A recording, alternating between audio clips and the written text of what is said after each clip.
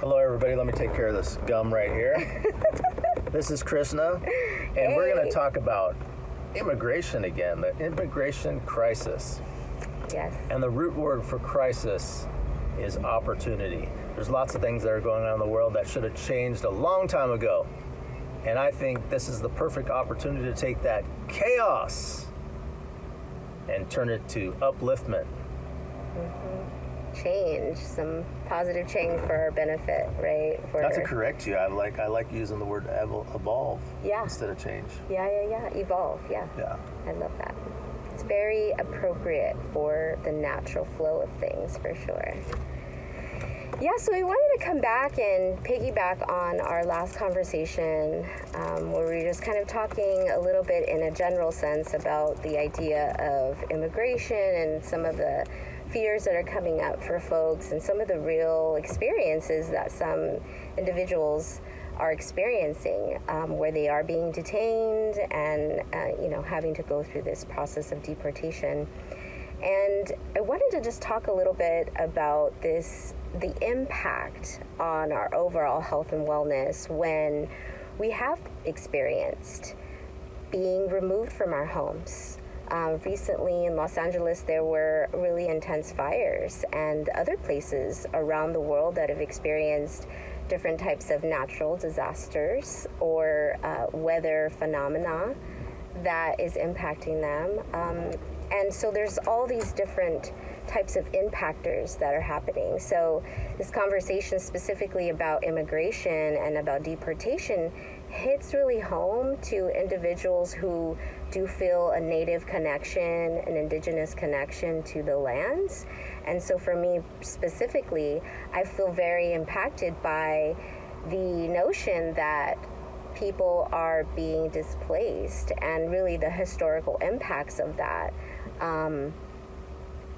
And the difference between having control and power in one's life to move about freely, which would be considered more migration, right? And migration is a pretty normal phenomena.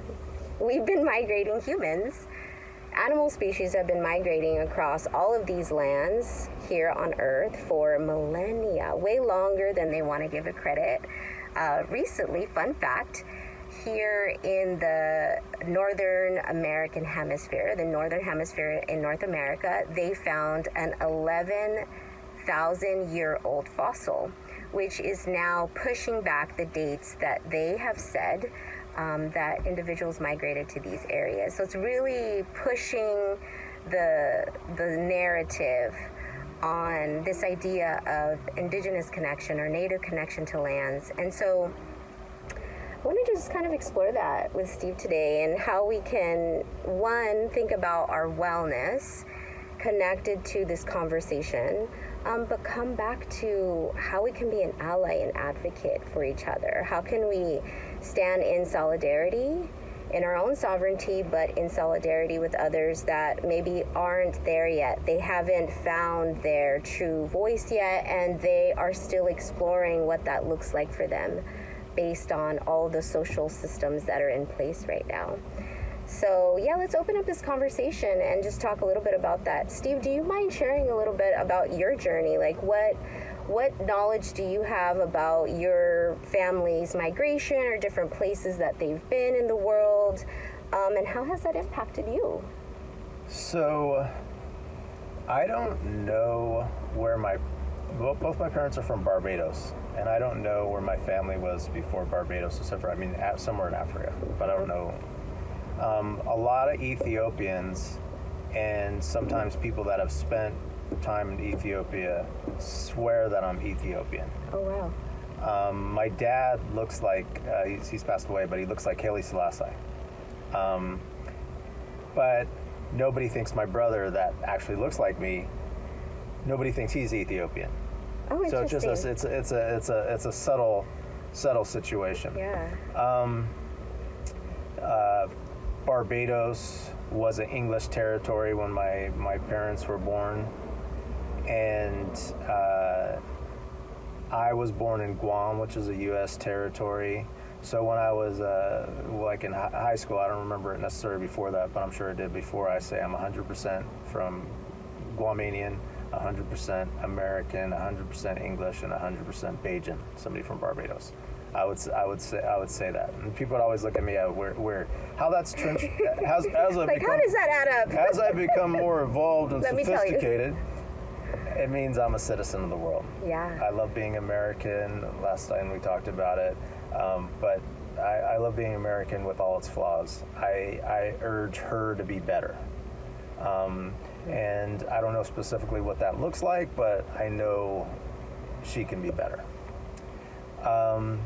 So that's the origin of that.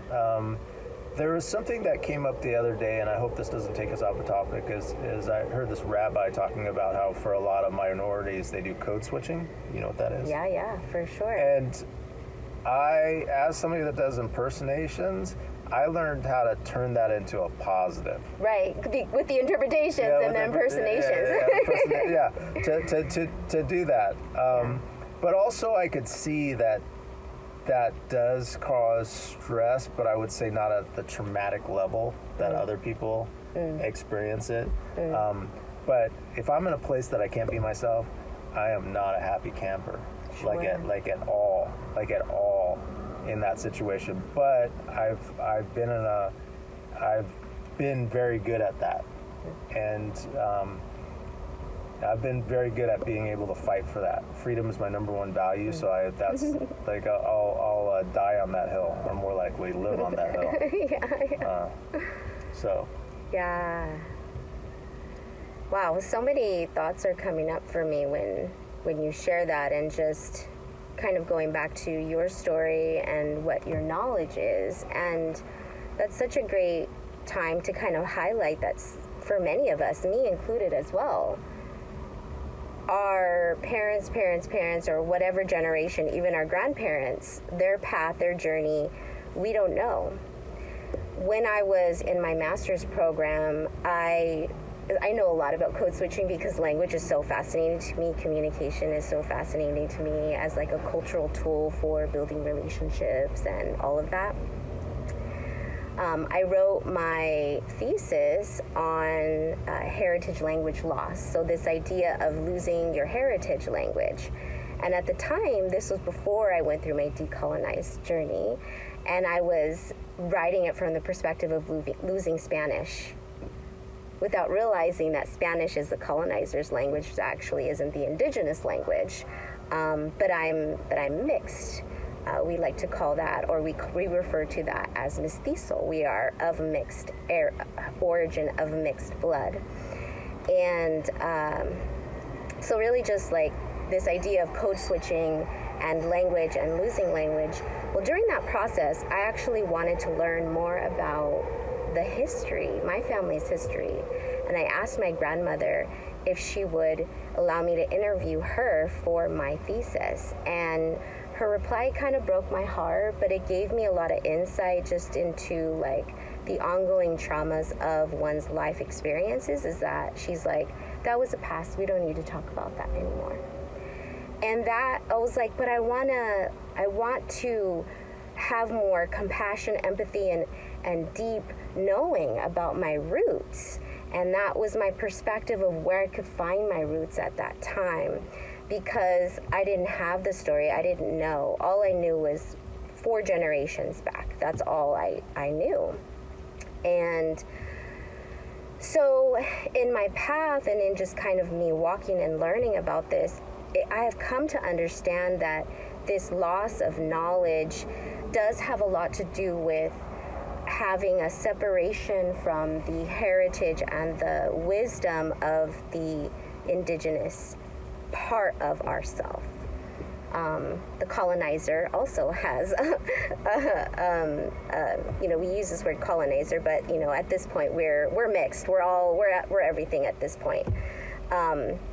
But just we're all of mixed origin, and thinking about how I've moved and how my family has moved and how different social systems have developed over time that actually used fear as a weapon and those systems of fear then impacted the way that individuals grew, developed, and then parented.